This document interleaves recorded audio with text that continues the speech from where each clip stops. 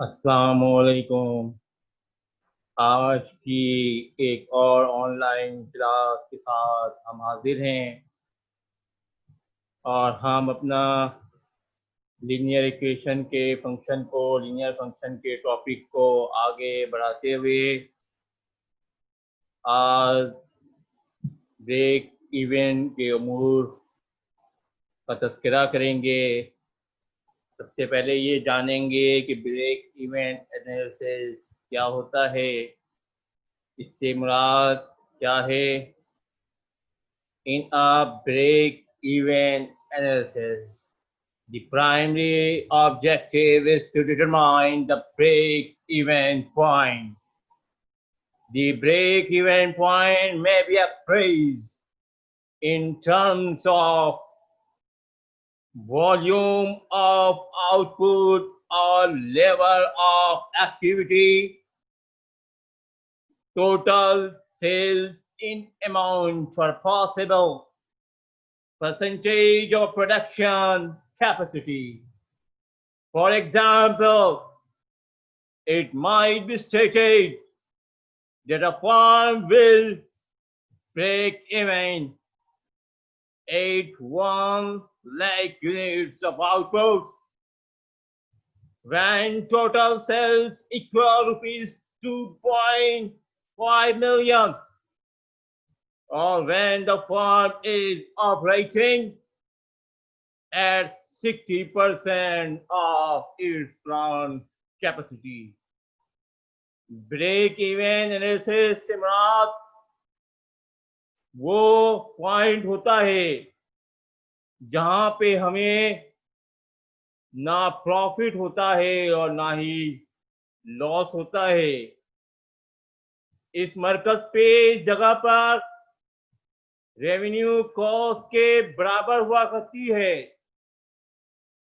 जैसा कि हम जानते हैं कि जब रेवेन्यू कॉस्ट से ज्यादा हो तो प्रॉफिट, और रेवेन्यू कॉस्ट से कम हो तो लॉस हुआ करता है। आज हम ब्रेक इवन एनालिसिस के अमूर का जायजा लेते हुए तो ब्रेक इवन पॉइंट में रेवेन्यू कॉस्ट के बराबर होता है, यानी ना ही प्रॉफिट और ना ही लॉस।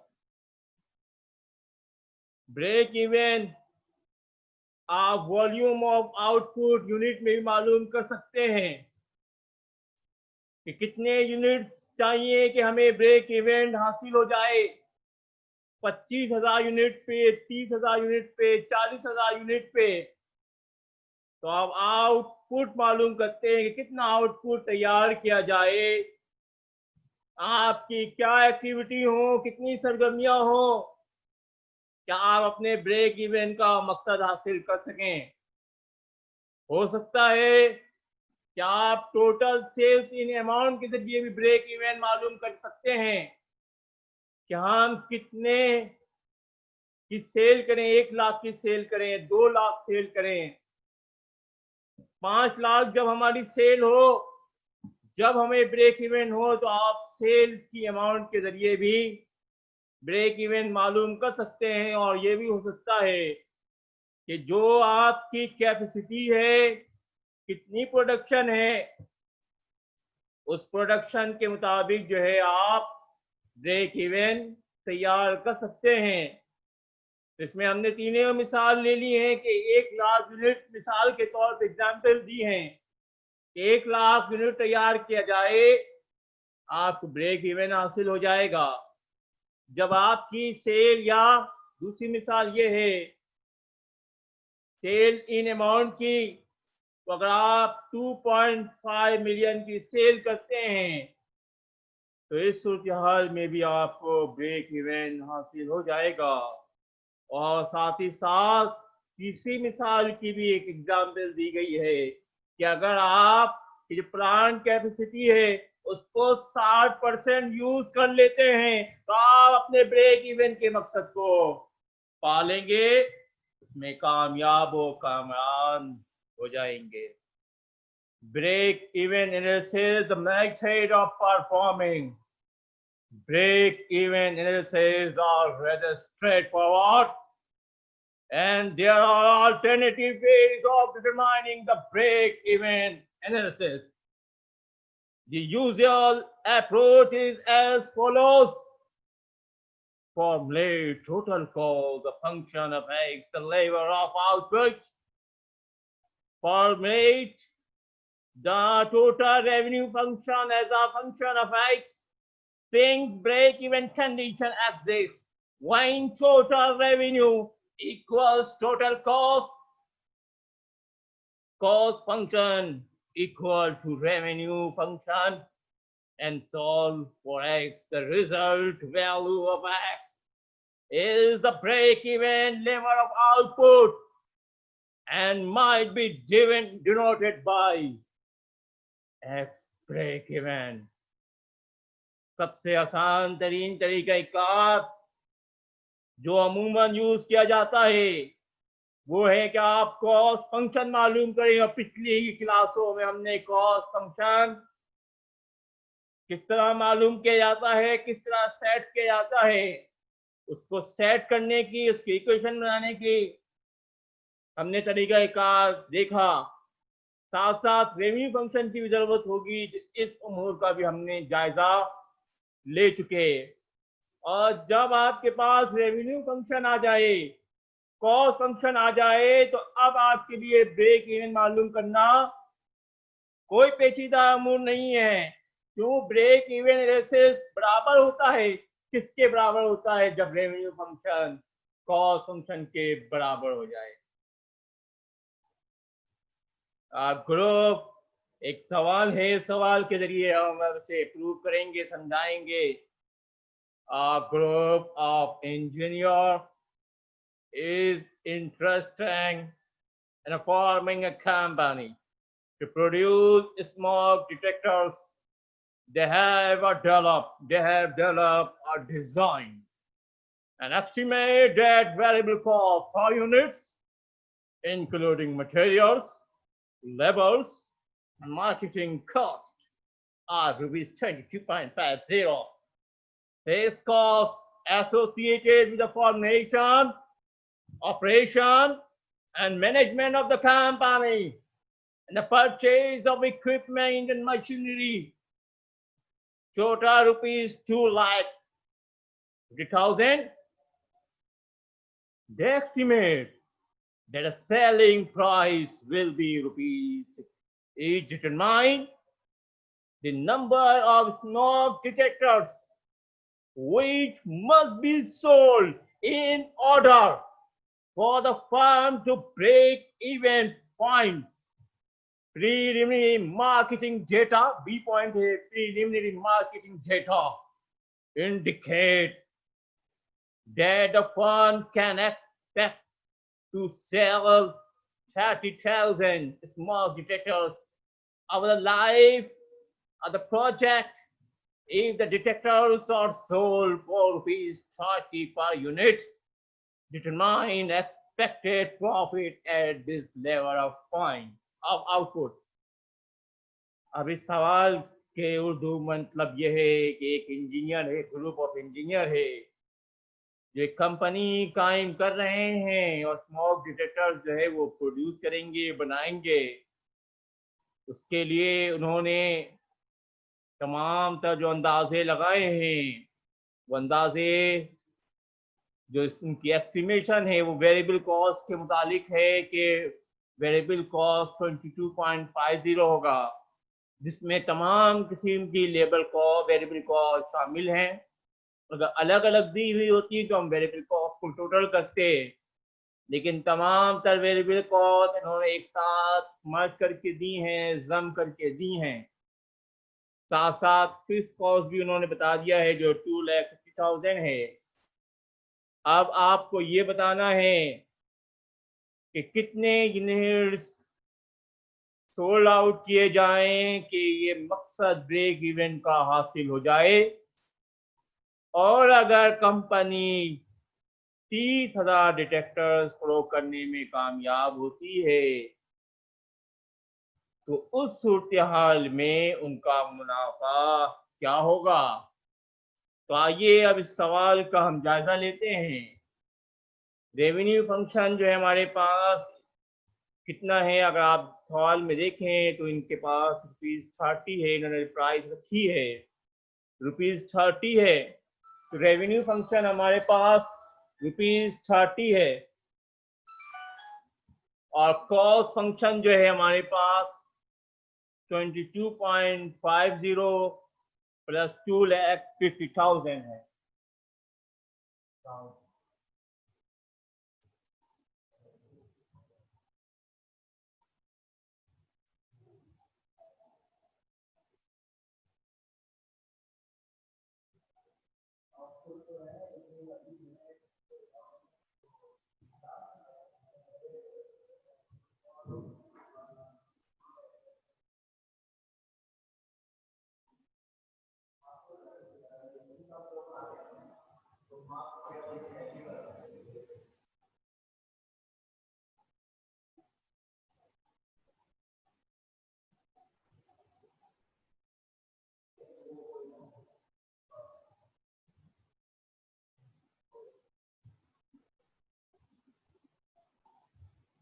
कॉस्ट फंक्शन जो है हमारे पास 22.50 प्लस 2,50,000 है, क्योंकि जैसा कि पिछली क्लास में हम जान चुके हैं कि फॉर कॉस्ट फंक्शन दो चीजों का मजमुआ होता है, variable cost plus fix cost. तो जब हमारे पास अब रेवेन्यू फंक्शन आ गया, कॉस्ट फंक्शन आ गया, तो अब जो है हमारे लिए ब्रेक इवन पॉइंट मालूम करना बहुत आसान है। क्यों आसान है? कि हम जानते हैं ब्रेक इवन पॉइंट बराबर होता है रेवेन्यू फंक्शन के एंड कॉस्ट फंक्शन के। जब रेवेन्यू और कॉस्ट दोनों एक दूसरे के बराबर हो जाए तो ब्रेक इवन का पॉइंट मकसद हासिल हो जाया करता है। रेवेन्यू फंक्शन हमारे पास कितना है? 30x है, तो हमने 30x पुट किया और कॉस्ट फंक्शन जो है हमारे पास 22.50x प्लस 2,50,000 है। तो आइए ये दोनों x दोनों वैल्यू सेम है, तो हम 22.50 का साइड चेंज करें, तो ये अपना साइड चेंज करेगा तो माइनस हो जाएगा, तो सूरत हाल बनेगी 30x minus 22.50x equal to 2,50,000। 30x में से 22.50x माइनस करें तो हमारे पास सूरत हाल बनेगी 7.5x इक्वल टू 2,50,000। अभी 2,50,000 को हम डिवाइड कर देंगे, 2,50,000 डिवाइडेड बाय 7.5, तो हमारे पास सूरत हाल है तकरीबन 33,333 के करीब जो हम यूनिट सोल्ड आउट करेंगे तो हम ब्रेक इवन का मकसद हासिल कर लेंगे। ये वो मकाम होगा जहां पे ना ही हमें प्रॉफिट होगा और ना ही लॉस।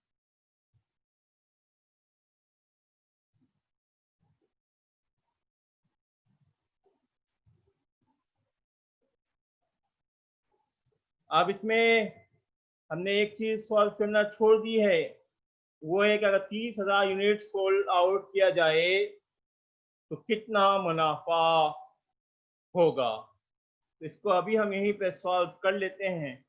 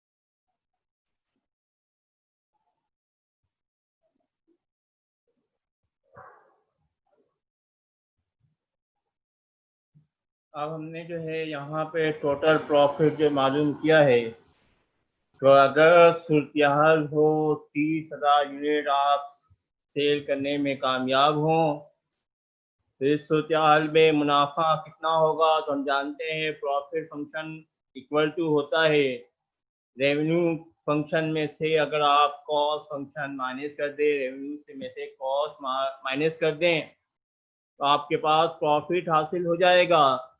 तो 30,000 यूनिट पे हमें मालूम करना है, तो रेवेन्यू फंक्शन हमारे पास 30x से माइनस करते हैं कॉस्ट फंक्शन को।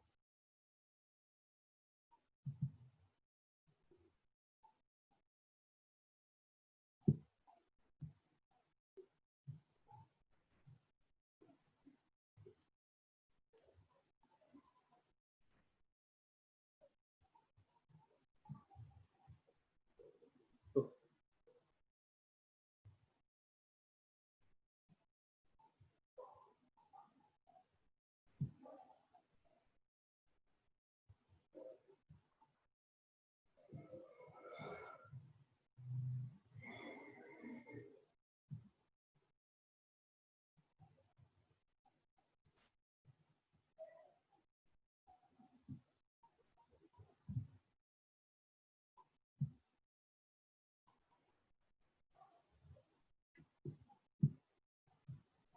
तो आपको रेवेन्यू फंक्शन जो है, रेवेन्यू में से कॉस्ट फंक्शन मालूम करना है। तो रेवेन्यू हमारे पास 30x है, जबकि कॉस्ट जो है 22.50x और 2,50,000 है, क्योंकि माइनस करना है इसलिए इनको हमने माइनस किया है। 30x में से 22.50x माइनस करें 7.5x आ जाएगा, और 2 लाख जो है 50,000 हमारे पास सूरत हाल है।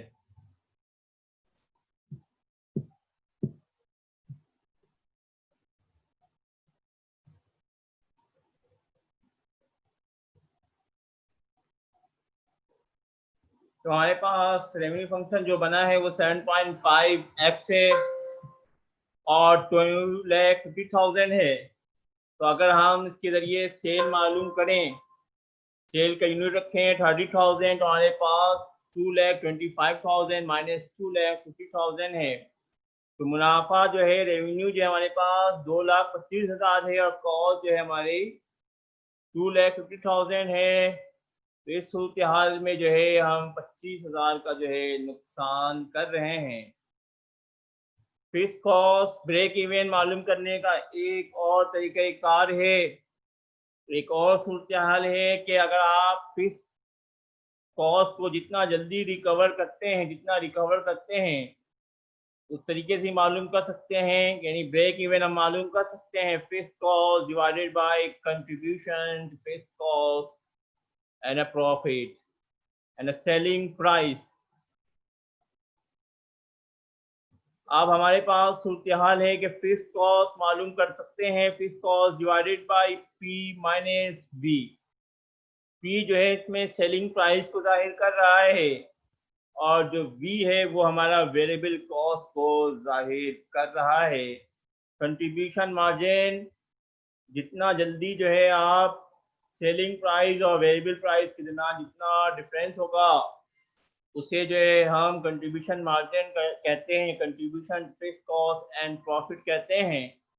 तो ब्रेक इवन मालूम कर सकते हैं फिक्स कॉस्ट में से अगर डिवाइड कर दें पी माइनस बी। पी जो है सेलिंग प्राइस है और बी जो है हमारा वेरिएबल कॉस्ट को जाहिर कर रहा है। तो जो सूरत जो मिसाल हमारे पास पहले थी, उसी के मुताबिक फिक्स कॉस्ट हमारी कितनी है, 2,50,000 है।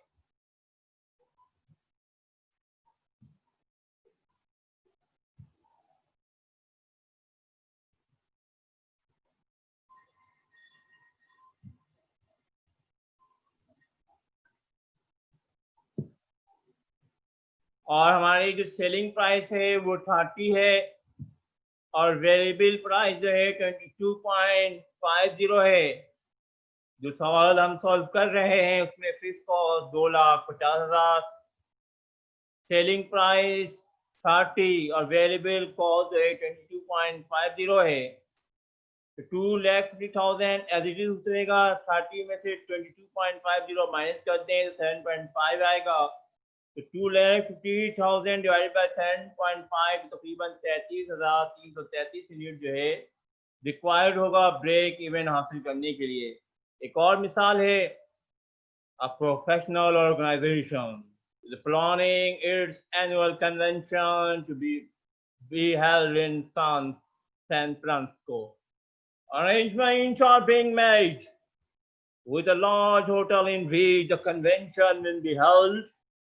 Registration for the 3-day convention will be charged a flat fee of rupees 500 per person, include registration fees, room or meals and tips.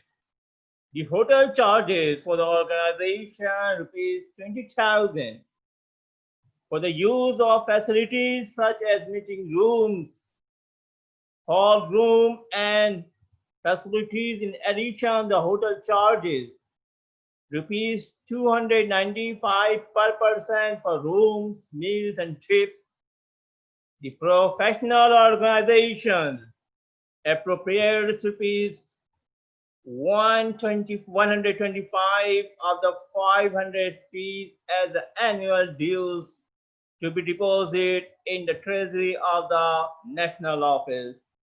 Determine the number of registration necessary for the organization to recover the fees cost of 20,000. अब इस सूरत हाल में या आपके पास fees cost जो है वो 20,000 बताई गई है और जो सेलिंग प्राइस है वो हमारे पास 500 है और दो किस्म की वेरिएबल कॉस्ट यहाँ पे जाहिर की जा रही हैं।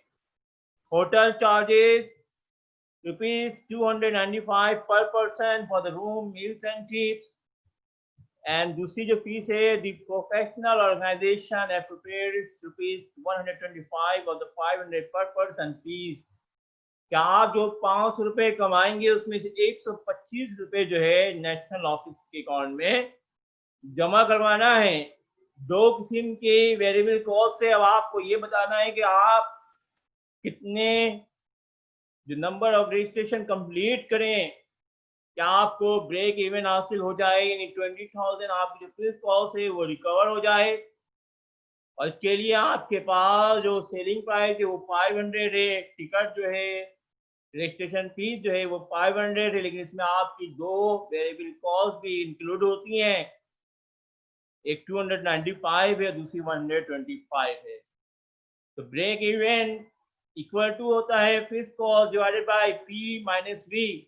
फीस कॉस्ट हमारे पास 20,000 है जबकि सेलिंग प्राइस 500 है। वेरिएबल कॉस्ट हमारे पास दो किस्म की है, एक 295 है, दूसरा 125 है।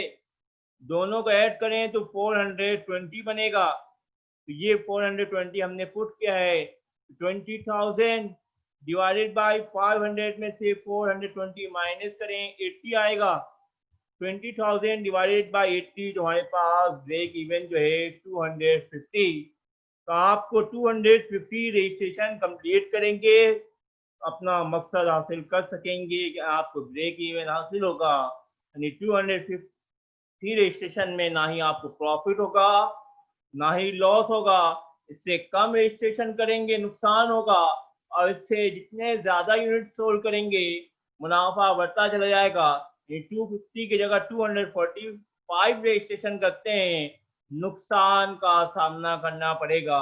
250 से जितना अब जाएंगे उस हिसाब से आपके मुनाफे में इजाफा होता चला जाएगा। ये आज की हमारी ऑनलाइन क्लास थी। मजीद क्लास में मजीद न्यू टॉपिक के साथ शामिल होंगे। तब तक के लिए अल्लाह हाफ़िज़।